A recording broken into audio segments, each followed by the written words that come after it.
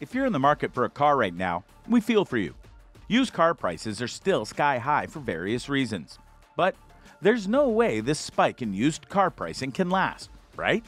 This bubble has to pop at some point, making it easier to buy pre-loved cars. In this video, we'll explain the reasons why prices are inflated and the signs to watch for to catch the bubble's eventual burst. First off, here's the so-called bubble in numbers.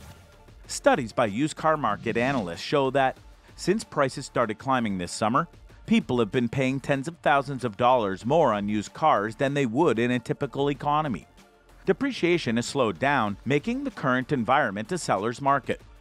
The highest prices are, naturally, commanded by gently used autos that are 1 to 3 years old. These cars are fetching premiums of around $15,000 over their worth lately.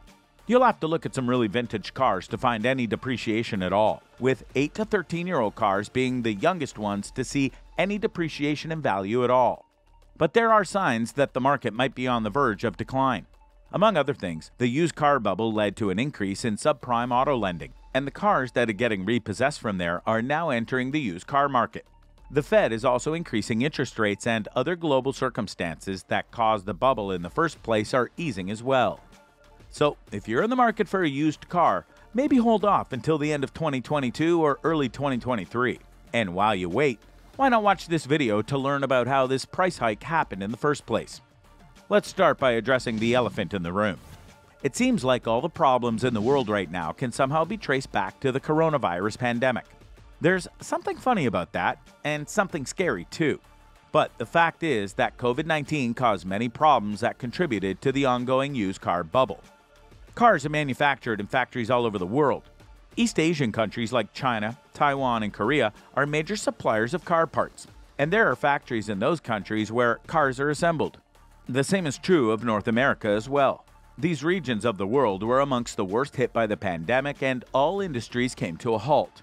So there was straight up no production of new cars, which wasn't the worst thing in the world at first, since you don't need a car in lockdown. But when lockdowns started to lift, demand for cars started to increase again, and dealers had limited stocks. Those people eventually turned to the used car market, which has taken on all the pressure from people shopping on a budget and buyers who would have normally gone for a brand new car. Lockdowns have been lifted for a while now, so the assembly lines are getting back on their feet. But even then, Chinese factories suffered a major setback in 2022 as the government responded to a new wave of COVID, as well as a heat wave by shutting factories down. Moving on, manufacturing and assembly are still struggling. One major bottleneck faced not just by the automobile industry but every industry in the whole world is the chip shortage. And while other factors that are causing the used car bubble are expected to ease up over time, the end of the chip shortage is a little further off. Here's a quick overview of the semiconductor industry. Simple devices like your fridge now have microprocessors and microcontrollers that are more powerful than the computers that powered the moon mission. Cars have increasingly advanced infotainment systems and sensor suites, so these chips are relevant to them too. But for how big a role semiconductors play in the modern world, only a handful of companies have the foundries to produce them. The semiconductor industry was also shut down by the pandemic, but the automobile industry in particular made a serious miscalculation here. You see, they were under the impression that life would take a while to return to normal, and there wouldn't be demand for new cars anytime soon. With that assumption, they canceled their orders for new chips.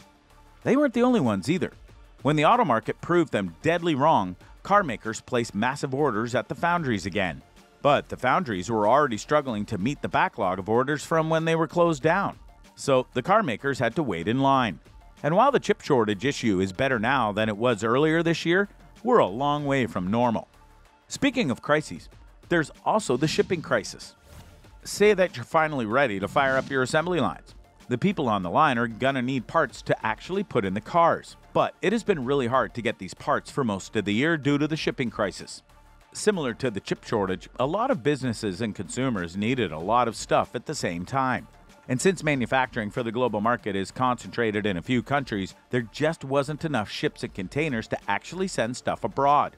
So car makers couldn't get the parts they needed, and they couldn't ship cars to international markets either. This is one area where we do have some good news. Container prices have been diving through the month of September, meaning that a lot of the pressure that was built up in the shipping industry has finally started to ease off. A pricing collapse like this might send the prices rocketing back up again in a few months, but overall, this is a signal that the shipping crisis is coming to an end. Now, we'll consider reasons why the bubble is going to burst. Starting with inflation. Nations worldwide are currently experiencing unprecedented levels of inflation. Some of this is caused by the pandemic and the factors we talked about earlier. But there's more to the current inflation rates than that. Russia's invasion of Ukraine, for example, has majorly affected the supply of oil, gas, and food to many areas of the world. The rise in prices of key commodities are sending shockwaves through all markets. Oil prices will have an obvious impact on petrol prices at the pumps.